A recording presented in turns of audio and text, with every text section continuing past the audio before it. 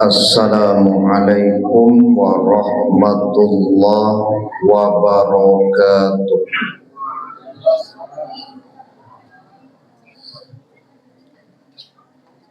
Hamdan wa syukran lillah, salatan wa salaman ala rasulillah. Ashhadu an la ilaha illallah wahdahu la syarikalah wa ashhadu anna muhammadan abduhu wa rasuluh la nabiyya ba'dah. Allahumma salli wa sallim ala nabiyyina Muhammad wa ala alihi wa ashabihi ajma'in wa man tabi'ahum bi ihsanin ila yaumiddin. Qala Allah ta'ala fil Qur'anil Karim, a'udzu billahi minasy syaithanir rajim. Bismillahirrahmanirrahim. Wa may yattaqillaha yaj'al lahu makhraja wa yarzuqhu min haitsu la yahtasib. Dan barang siapa yang bertakwa kepada Allah, niscaya Allah akan membukakan jalan keluar baginya dan memberinya rezeki dari jalan yang tidak disangka-sangka. Surat At-Tolaq surat ke-65 ayat 2 dan 3. Yang sama-sama kita hormati ketua dan pengurus masjid, kemudian Bapak Ibu jamaah subuh yang dirahmati Allah, santriwan dan santriwati yang sama-sama kita banggakan.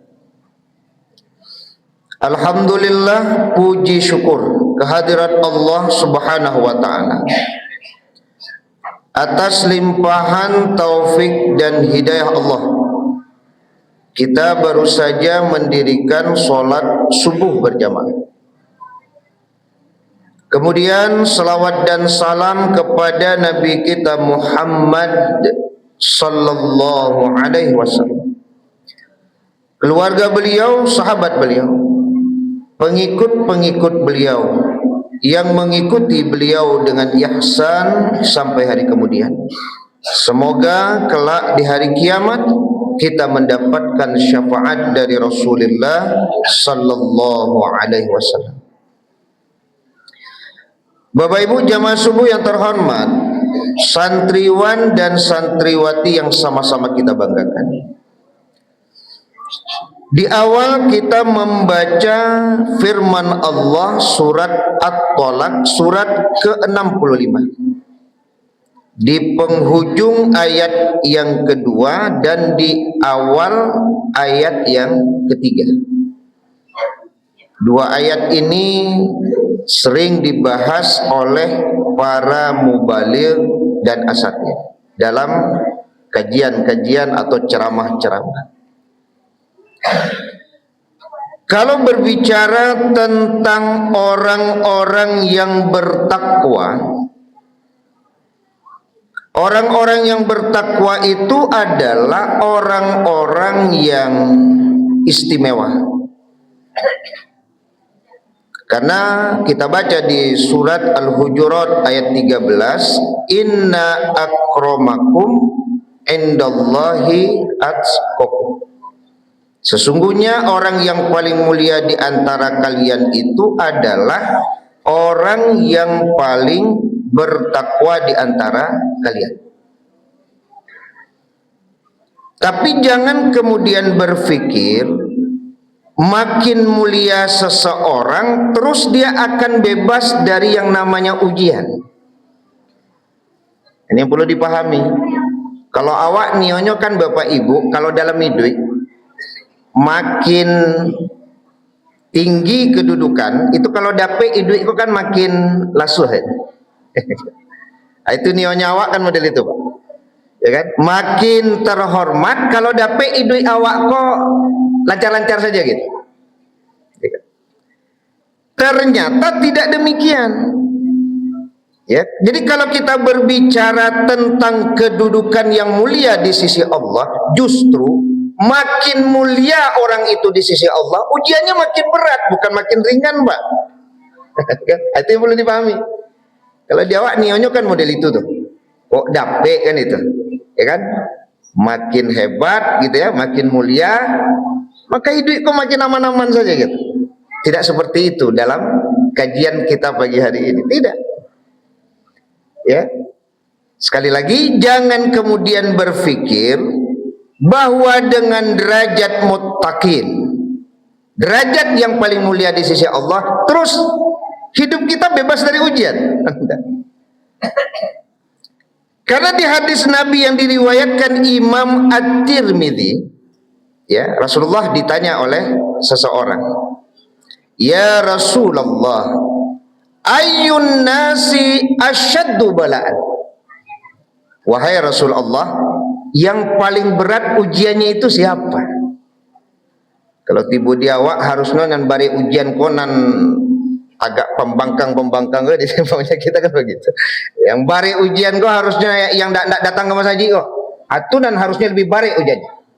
Tapi ternyata hadis ini berbeda penjelasannya, Pak. Justru yang paling berat ujiannya itu kata Nabi al-anbiya. Yang paling berat ujiannya itu adalah para nabi. Padahal nabi itu Bapak Ibu orang-orang yang taat kepada Allah. Bahkan nabi itu adalah orang-orang yang senantiasa menjaga dirinya dari perbuatan dosa dan maksiat. Itu yang disebut maksum. Tapi ternyata jawaban Nabi, manusia yang paling berat ujiannya itu adalah para nabi. Ya. Summal amsal fal amsal, kemudian semisalnya, kemudian semisalnya. Maka orang-orang yang soleh, orang-orang yang bertakwa, itu justru ujiannya berat, Pak. Ya kan? Jadi kalau pertanyaan, apakah Bapak Ibu ingin menjadi orang bertakwa? Oh ya, pasti. Tapi apa siap Bapak Ibu menghadapi ujian yang berat? Tidak bisa diringankan ujian itu, Ustaz. Yang maunya kita kan seperti itu. Oh, tidak bisa, Pak. Dia makin kuat agama seseorang, ujian makin berat. Ya kan? Karena lanjutan hadis tersebut, fayubtalur rajul ala hasabi dinihi. Seseorang itu akan diuji berdasarkan agamanya, Pak. Jadi kalau agama seseorang itu kuat, maka ujiannya juga kuat. Ya kan? Kalau agama seseorang itu lemah, maka dia akan diuji berdasarkan kondisi agamanya. Begitu kira-kira. Ya. Jadi jangan kemudian Bapak Ibu lah bertakwa ambo bako barek jo ujian. Lah 5 waktu ke Mas Haji salat 5 waktu bako idui ambo modeli kojo. Itu berarti tidak paham. Ya kan? Kan ada kalimat dan begitu. Rajin ambo ke Mas Haji khatam Quran saya 2 kali sebulan. Puasa Senin Kamis bako modeli kojo idui ambo lagi. Berarti tidak paham. Ya. Sebenarnya jamaah dirahmati Allah Subhanahu wa taala, berlaku apa yang disampaikan oleh Rasulullah, bahwa semakin taat seseorang, semakin kuat agama seseorang, semakin kuat pula ujiannya. Nah, ini kalau kita memahami, semoga kita mampu menjalani hidup ini dengan baik, ya. Nah, jadi Bapak Ibu jamaah dirahmati Allah Subhanahu wa taala, dalam kajian ada sering dibahas, ada namanya zona aman, ada namanya zona nyaman. Ini sering dibahas dalam kajian-kajian. Kalau zona aman itu kan milik Allah itu. Karena sebagaimana yang kita baca tadi ketika sholat, walanabluwannakum bisyai'in, dan sungguh Allah akan menguji kalian. Maka kalau berbicara tentang ujian, aman itu milik Allah, Pak. Ya. Tinggal di Tapilawi. Orang berpikir kok tiba tsunami, wah habis saja. Nyobai pindah ke Tampek nan tinggi, Pak. Kiranya dah kek batang air loh. Yang tiba ndak tsunami lawi tu, Pak. Tsunami batang air yang tiba. Ndak juaman. Ya. Pak Ilon mencari Tampek, Pak, yang lebih jauh dari batang air. Kiranya dah kek tapi bukit, Pak, longsor lah. So. Nyo cari lo rumah nan agak mewah seketek, Pak, ndak di tepi batang air, jauh dari tepi lawi, indak lo di tepi bukit, Pak. Kira bandar tak sumbek, Pak. Nah iyo ya. Berarti ndak ada yang apa. Kan karaman itu milik Allah. Jadi ada orang berpikir, Pak, rumah ambo jauh dari lawi. Rumah ambo jauh dari batang air. Rumah ambo ndak lo di tepi bukit. Berarti tidak ada tsunami, tidak ada banjir, tidak ada longsor. Dalam pikiran dia aman. Tapi aman itu milik Allah, Pak. Ternyata rumahnya tidak kena banjir, rumahnya tidak kena tsunami, rumahnya tidak longsor, tapi kebakaran. Siapa yang bisa menjamin, Pak? Tidak longsor, tidak ada, Pak. Banjir, tidak ada. Tsunami, tidak. Tapi kebakaran, Pak. Siapa yang mengatakan aman? Karena boleh jadi Allah tidak mengujinya dengan tsunami, Allah tidak mengujinya dengan banjir, Allah tidak mengujinya dengan longsor, tapi Allah mengujinya dengan kebakaran. Siapa yang menganggap diri aman? Ya, kan ada orang yang menganggap aman tuh. Ambo alhamdulillah lain tidak di tepi batang air. Ambo lain tidak di tepi lawi, ambo lain tidak di tepi bukit. Iya boleh. Tapi jangan menganggap aman. Ujian Allah itu bisa jadi dari hal-hal yang tidak bisa kita duga gitu, Bapak Ibu. Nah, seperti kebakaran tadi lah. Padahal sebenarnya instalasi listrik rumah ambo kolah yang terbaik. Kabel yang di Bali koa, kabel yang berkualitas. Itu bahasa kita, Bapak Ibu. Kalau Allah ingin menguji, tidak ada yang bisa menghambat kalau Allah ingin menguji. Innama amruhu idza arada syai'an ayyakula lahu kun fayakun. Tidak ada aman, Pak. Ya, kalau ibarat orang batanam kan, sadonya lah di kerajaan, Pak, nan pupuk lah diagih, ya kan? Nan usaha untuk menjauhkan dari wereng alah dilakukan, Pak. Tapi ternyata ketika panen, Pak, hampo padi tadi, kemana? Ya kan? Usaha lah, Pak. Bibit dicari yang berkualitas, pupuk lah diagih, Pak. Hama wereng lah disemprot. Pas panen hampo kemana? Biasa dapat 80 karung, Pak. Pas panen. Kini jangankan kapan mual, setengah dari yang biasa dapat hendak. Sekali lagi, ini aman itu adalah milik Allah. Tapi yang namanya manusia itu kan memang diwajibkan untuk berikhtiar supaya aman, ya. Ya kan, berikhtiar. Ya, berdoa seperti yang dibaca oleh Nabi Ibrahim kan. Rabbi ja'al hadza baladan amina. Ya Allah, jadikanlah negeri ini negeri yang aman. Ya Allah, jadikanlah rumahku menjadi rumah yang aman bagiku dan bagi keluargaku. Itu doa, Pak. Boleh. Ya Allah, jadikan perjalananku adalah perjalanan yang aman. Sahabat, itu aman. Karena aman itu milik Allah. Ya. Makanya Bapak Ibu jamaah yang dirahmati Allah Subhanahu wa taala, ada zona aman, ada zona nyaman. Orang-orang yang bertakwa adalah orang-orang yang ujiannya paling berat. Tapi orang bertakwa, itu kelebihannya, mampu menjadikan zona aman itu menjadi zona nyaman. Jadi zona aman milik Allah, zona nyaman itu yang ada pada orang-orang yang bertakwa. Kenapa demikian? Karena kalau orang-orang orang-orang yang beriman, orang-orang yang bertakwa, ajabal li amril mu'min. Sungguh menakjubkan urusan orang beriman, Pak. In asabathu syarra syakara, kalau dapat nikmat dia bersyukur, itu baik baginya. Wa in asabathu dharra sabara fakana khairun. Kalau dapat musibah dia bersabar, itu juga baik baginya. Jadi zona tidak aman jadi zona nyaman bagi orang bertakwa, Pak.